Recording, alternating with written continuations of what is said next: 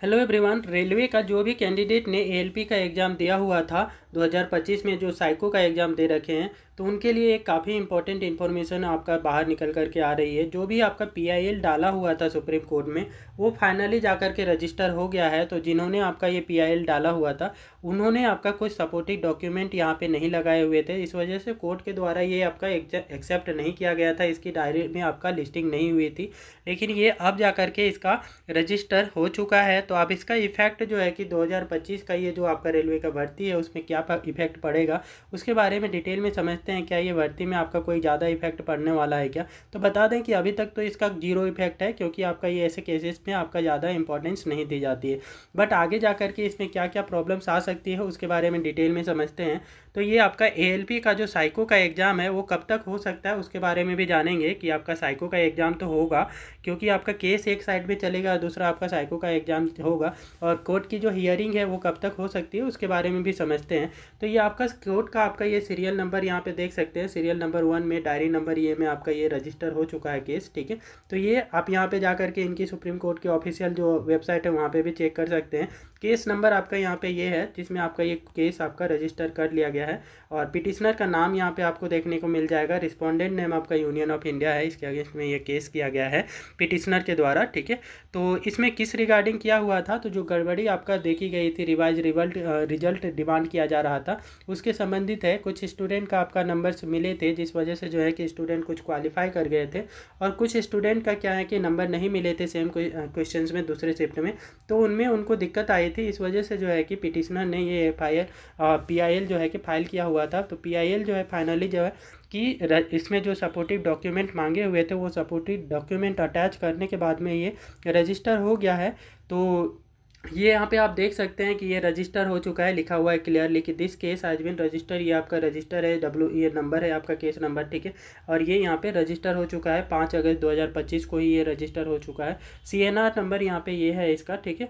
तो ये भाई केस का स्टेटस यहाँ पे कुछ बता नहीं रहा है। इस वजह से केस का स्टेटस नहीं बता रहा है, क्योंकि यहाँ पे जो है कि अभी कोई यहाँ पे हियरिंग की डेट सामने निकल करके नहीं आई है, ठीक है।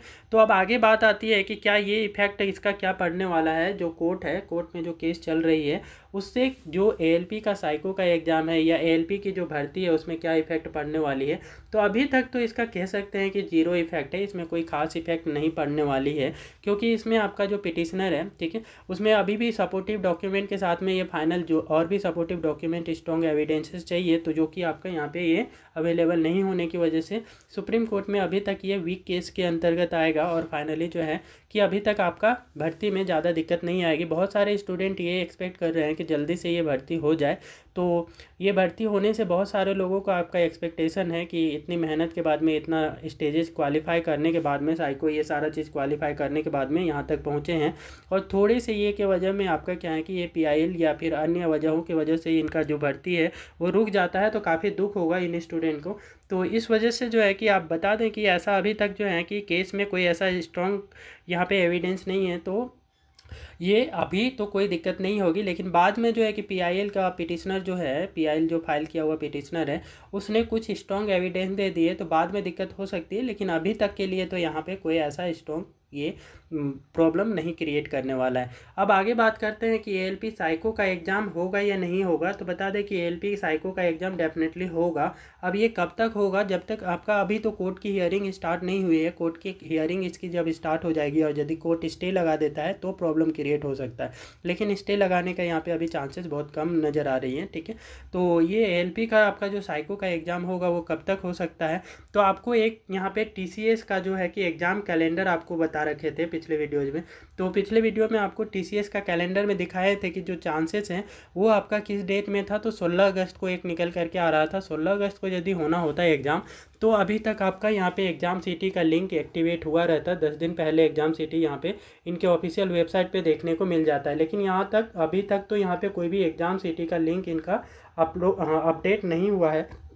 इस वजह से हम कह सकते हैं कि 10 आपका 16 सितंबर को तो 16 अगस्त को तो नहीं एग्ज़ाम होगा ये एग्ज़ाम। और दूसरी एक्सपेक्टेशन वाली जो डेट थी वो आपका कौन कौन से थे, तो टीसीएस का अगस्त वाले जो कैलेंडर है उसमें जो गैप है वो 23 का है, 24 का है, 25 का है और 26 और 27 का है, ठीक है। तो इन दिनों में ये एग्ज़ाम होने की चांसेस है, ये आपके अगस्त मंथ में यदि होगा तो इन डेज में आपका होने की चांसेस है, या किसी और डेज में भी हो सकता है। इसलिए हो सकता है क्योंकि नंबर ऑफ़ कैंडिडेट जो हैं साइको के लिए वो बहुत कम कैंडिडेट हैं, तो एक शिफ्ट में भी ये स्टूडेंट का एग्ज़ाम कंडक्ट करवाया जा सकता है, ये पॉसिबल है।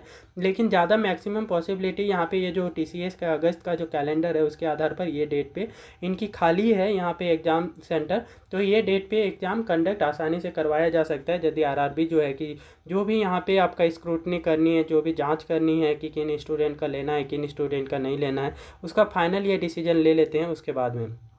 तो ये आपका डेट है जिनमें आपका उम्मीदें हैं कि ये एग्ज़ाम हो जाएगी, और हो जाती है तो बहुत सारे स्टूडेंट के लिए बहुत ही अच्छा रहेगा, क्योंकि ये आपका एक्सपेक्टेशन हर उम्मीद करके बैठे हैं। हर स्टूडेंट इतने स्टेजेस क्वालिफाई करने के बाद डेफिनेटली एक काइंड ऑफ उम्मीद रह जाती है, घर वालों की भी उम्मीद होती है कि बच्चे का नौकरी हो जाएगा तो ये अच्छी हो जाएगा, तो घर की कंडीशन इम्प्रूव हो जाएगी। तो इसलिए ये सबको ये दुआएं हैं कि सबके ये चीज़ विश करना चाहिए कि हाँ ये जो एक भर्ती है उसमें ज़्यादा कोई दिक्कत ना आए, ठीक है। तो ये वीडियो आपको अच्छी लगी और इस प्रकार की लेटेस्ट अपडेट के लिए कृपया वीडियो को लाइक करें, शेयर करें और चैनल को सब्सक्राइब करना ना भूलें।